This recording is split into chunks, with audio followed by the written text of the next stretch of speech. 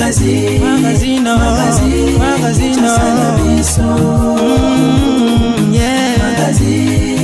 Magazine Kinshasa na biso Réalité ya banaki Réalité ya banaki Réalité ya banakino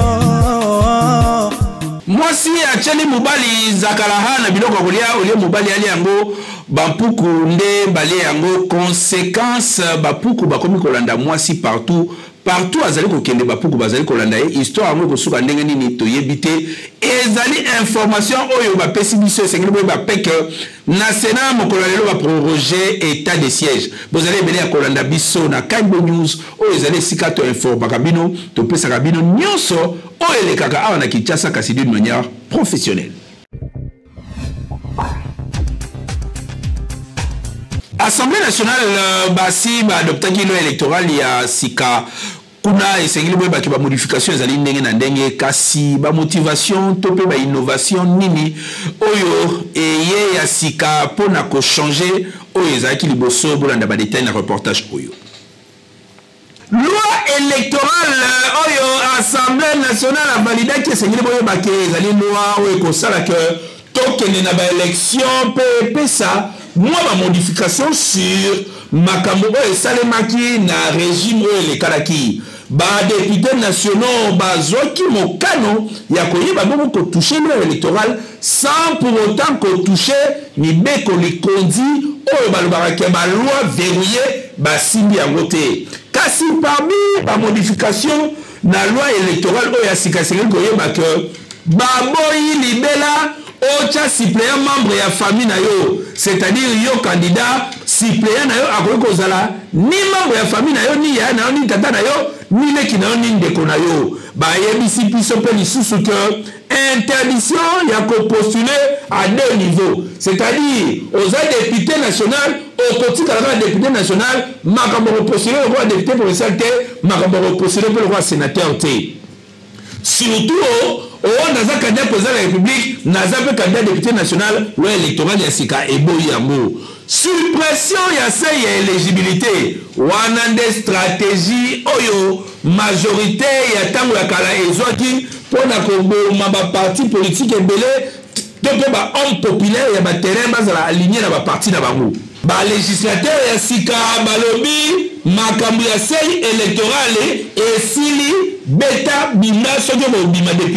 bima député et sengeli bozala au moins na 60% ya bacandidat député nationaux to mpe provinciaux po bandima baliste na bino na seni c'est-à-dire soki yo ozano kaka na 2 candidats to 3 candidats baparti oyo ya bb ozali kaka misatu boyebaka ke candidature na bino kozala rejeté. Publication ya ba résultat bureau par bureau des exigences ya loi électorale ya sika balobi pe na loi électorale oyo ya sika chaque parti politique to regroupement politique va représenter avant élection ya ba députés provinciaux ba liste na bango ya ba candidat gouverneur pour ezala milinga te to pe en chair et salema te c'est-à-dire liste ya ba députés provinciaux na ba gouverneur ekokende nzela moko ba parti politique boyoka e vote aux enchères et kozala lisusu te yango quelques modifications oyo loi électorale ya sika ememi tokanisaki ekomema biso tokende na élection ya kimia pe démocratie et régner comme toujours na République démocratique du Congo. Oui,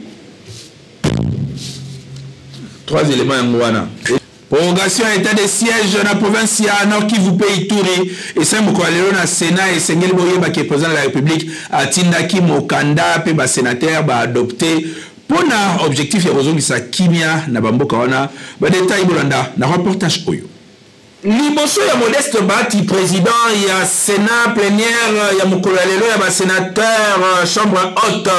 ya parlement ya République démocratique du Congo ba proroger état de siège oyo mokonzi ya mboka achaki na Ituri pe na province ya Nord Kivu conformément na mibeko ndenge esengelaki président de la République atindaki lettre na ba sénateur pona koyebisa bango pour un objectif ya koloba kimia paix sécurité ya bandeko ba vivaka na ba province wana état de siège esalamaki bongo pona koyeba ko traquer bato nyonso oyo bazali koluka mbilinga kote kuna pe koyeba kozongisa kimia na ndenge elongo bani. Ba sénateur na kotanga mokanda ya président de la République ba se mettre d'accord pe ba voter prorogation yango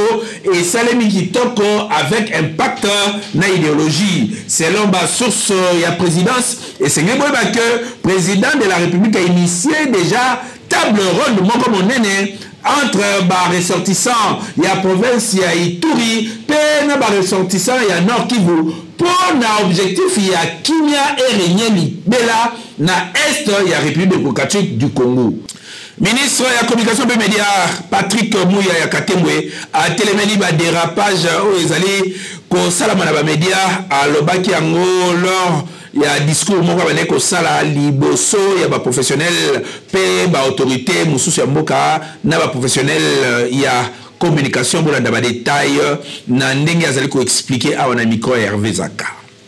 Je voudrais ici dénoncer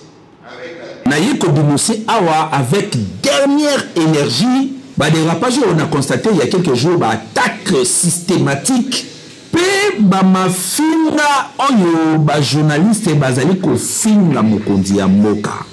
Et c'est que liberté mon côté na mokili oyo surtout na bamboka démocratique na biso et ko s'exercer sans qu'on respecte liberté ya bato mususu. Yango na sengi ba organisation professionnelle batala bakawana bato nyonso oyo bazali ko finga tope koloba mabe to ko exercer profession na bango mabe et sengeli mbano eyebana et sengeli bolandela bango parce que bango nde bazali ko bebisa musala ki journaliste. Il y a bon appel des états de droit. Pero Louara, journaliste dans la République démocratique du Congo, radié dans la profession selon l'information comme elle mission qui va bengi ça qui est na ba père, c'est-à-dire na ba journaliste pour ba sambisaye na bilobela le baki sur président de la République kasi Pero Louara à monanité profession et décidé yako radier libela na libela kasi population pe ya Kinshasa bazangaki malobate na micro ya Hervé Zaka pona ko constater libertinage o etondi na milieu ya journaliste. Journaliste Pero Louara, ancien journaliste ya Digital Congo, chaîne très proche, il y a Joseph Kabila pe mokolo lelo azali journaliste indépendant très proche ya Moïse Katumbi a tenaki ba propos désobligeants na l'égard ya mokonzi ya mboka ba congolais oyo ba vivaka na Kinshasa ba sepelaki na ngote pe ba réagir pe ba lobi boyi. Nous sommes des Africains. Toi pe na ba makambo to loba il faut que loba ba biloko on peut critiquer politique ya mboka so mboka etamboni malamu te on peut faire la critique mais c'est comme que ko s'attaquer na personne ou bien individu de la sorte que on ezali ko ezali na atteinte ya chef atteinte ya personnalité ya mokonzi. Chez nous, nous sommes des Africains. L'autorité du chef est toujours sacrée. Je comprends. Donc, quelque part, il a vraiment débordé. La série il y a 18 ans, il y a Kabila, Kaname Oyo. Papa, bango bazwaki village wana. Pona nini na tana ya pesi bango village makasi boy. N'importe quoi moto moko kaka bongo ya kakufinga ye. Moto moko ka bongo ala komana na vie ya mwasi na bana na ye ezala kati. Moto lo babilo kwa bongo bakanga ye batina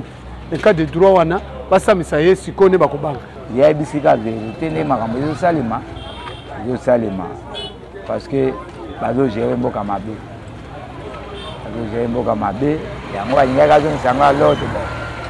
Parce que bango bazwango ke bakangaye outrage au chef de l'état banini ba greffe yango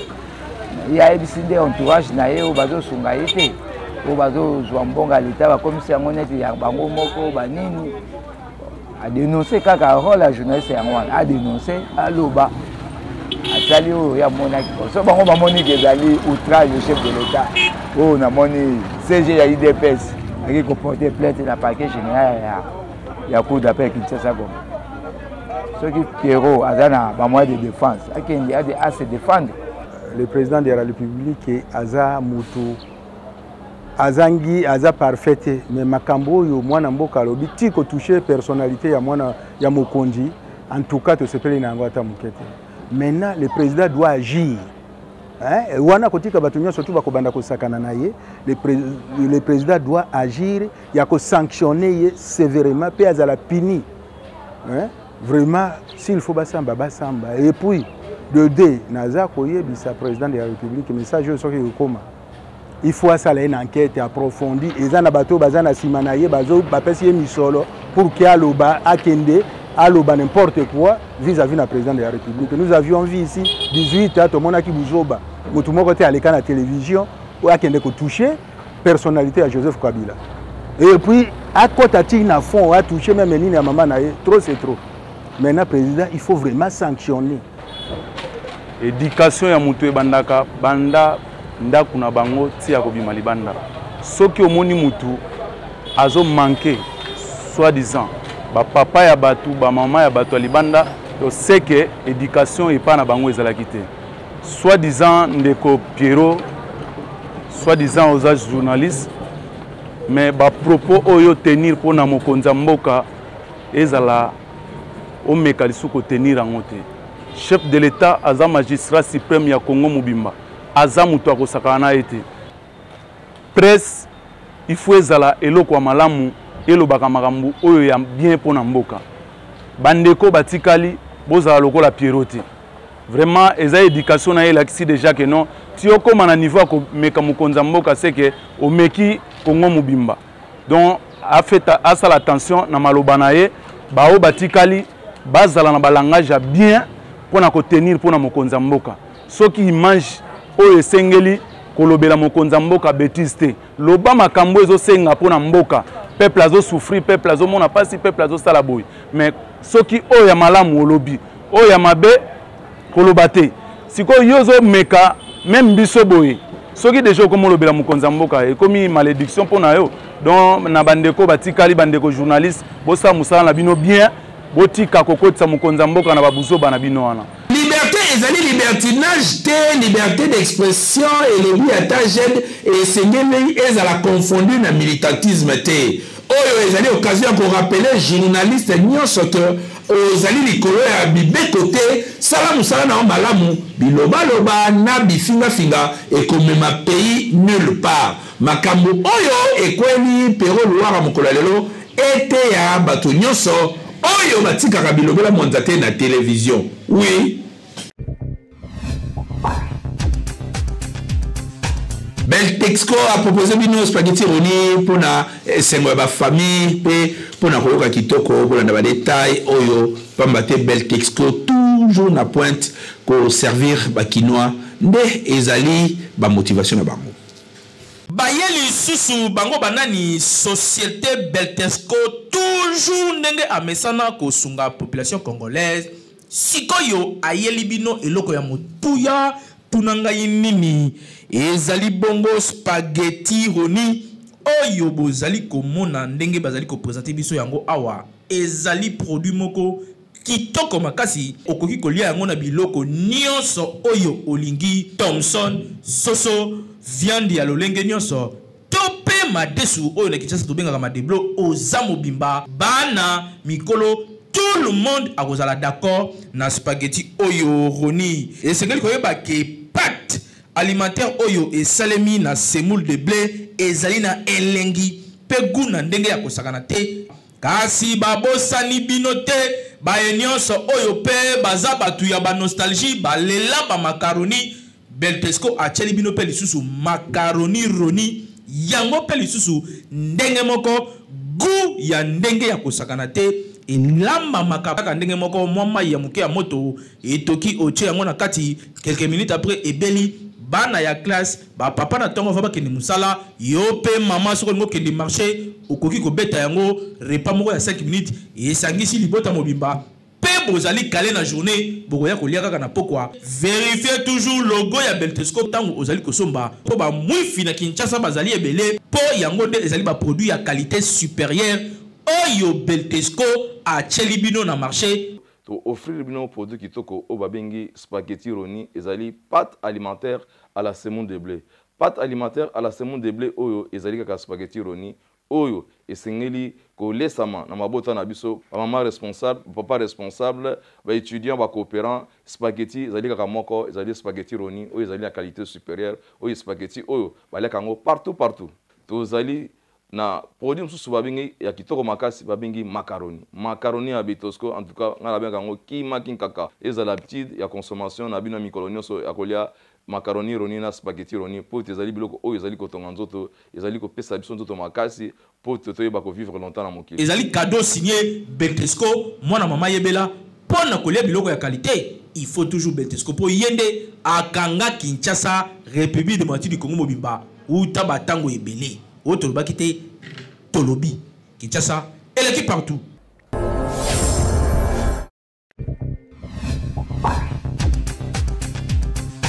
Maintenant, 1-0 tina 90e minute, Real de Madrid, lobby na Manchester City, Real de Madrid a sali remontada, puis a gagné 3 buts à 1 et c'est que Real a sali qualifié na finale ya Champions League et Koyin Damabe kasi bakinois bazanga ki malobate pour na kolobaka match wana ba mona ki yango clarté bazali bo mona micro Hervé Zaka. Ci betami grand club mi balé da beti match City bon match ezalaka moko a gagné moko a perdre soit bo salini bon le col a perdre c'est que chance ezalaki ya yete mais nga naza supporter c'est Real moi j'ai pronostiqué que non Real ce qu'a commis na cadre final en tout cas pour kolongola ye il faut zala na yebisa ki batuke le col Real a longoli Paris équipe on a monaki que ba jogo ba meilleur nyonso bazalaki en tout cas Real mbalo il faut akomanati na suka pe azwa titre wana et ce qui a été fait match ya lobby bon Real na première mi-temps na ba 7e minute a raté Benjamin a raté Vinicius na bani et moi mikolo ba match ya Real ngana landi na moni entraîneur wana vraiment azan expérience pourquoi parce que ce qui a bimisi ba joueur à côté va quoi apporter en plus milieu Real milieu ezala quitté alors mais natanga côté si ba joueur wana ba ça remontada vraiment félicitations na ba joueur ya Real pour na bango tango bazo beta ce qui 90 minutes ko quitter il ne faut pas espérer que nous gagner bango quel que soit le score alors maintenant na oyo basali vraiment ngai nazoloba naza madrilien mais nazoloba ke Real a ko jouer coupe na ndenge na mona ki match ya Villarreal contre Liverpool na monaki yango. Oui, avec des animateurs na bango sala na mané bazawana mais Real azana ba animateurs combien attaque wana. Ceux qui ba meki ko fungola jeu ba joueur à Real na bango na banil bon match na match ezana ba banger nango et pour ko kanakate mais ngana zo ebisa OK Real a moni linjandi. Real a ko jouer coupe. Real a ko jouer coupe qu'on veut le ou pas. Félicitations entraîneur na biso, félicitations na ba fan ya Real nyonso et puis na ba joueur vraiment en tout cas to sepeli to za même esprit même moral to kende liboso to tombola 14e coupe na biso wana olingo lingate tozo landisa ba coupe nyonso pourquoi parce que tozo suki ça aussi ko joua ballon d'or c'est le cas qui bien mais l'entraîneur a Fochaki abimisaki deux meilleurs joueurs ya City pour bande ko tamsa match bien abimisi Mahrez et puis Abimisi Van de Bruyne. Alors à partir de Wanando Mounaki, City attaque et joue qui moi faillite. Dès ça que Real a sala ou a sala qui lobby. Real a eu un match à cause de erreur coaching. Erreur coaching à 80 minutes. Abimisi un match d'entraîneur. Le lobby Real les a très puissant. Oui, Real les alliés équipe moya munene, ils sont légendaires et puis ils bêtent la compétition est belle. Mais le lobby que l'autre monde a dit que entraîneur en début, ils ont erreur coaching des salariés que si tu as perdu des matchs à lobby, mais ceux qui entraîneur a été prudent, il fallait bimsa Gabriel Jesus. À cause de ça, Sterling. Parce que le problème, il y a cité Zaki, na Katika, na axe Real, Moutambango a été. Gabriel Jesus a bébi ça match depuis le début. Le Moutouro, changement, ça m'a Gabriel Jesus a bimi. À cause de Sterling, mes changements, il y a Mahrez en tout cas, je suis contre. en tant que fanatique, nous avons continué à faire Marez. Information ya makasi topesi bino mwasi acheli mobali zakala olie mobali ali zakala bampuku bali yango balobi mwasi wana tisikoyo bampuku bazali ko continuer ko landa ye esengeli bo bapeke na Sénat ba sali bongo prorogation ya état de siège mukolo lelo Kanbe News ezali ba information tozali ko continuer ko pesa bino d'une manière professionnelle awa to sala ka yango ndenge bino bolinga ka esengeli bo ba ke tozali wana pe to kozala wana toujours pour nous servir. Merci pour la fidélité, surtout ba oyo bazali kolanda biso na chaîne YouTube da biso KNB News. Ba information zali ko continuer kuna a continuer bo tika mala mu lobby bo kozaba bongo na Naomi Mpila. Magazine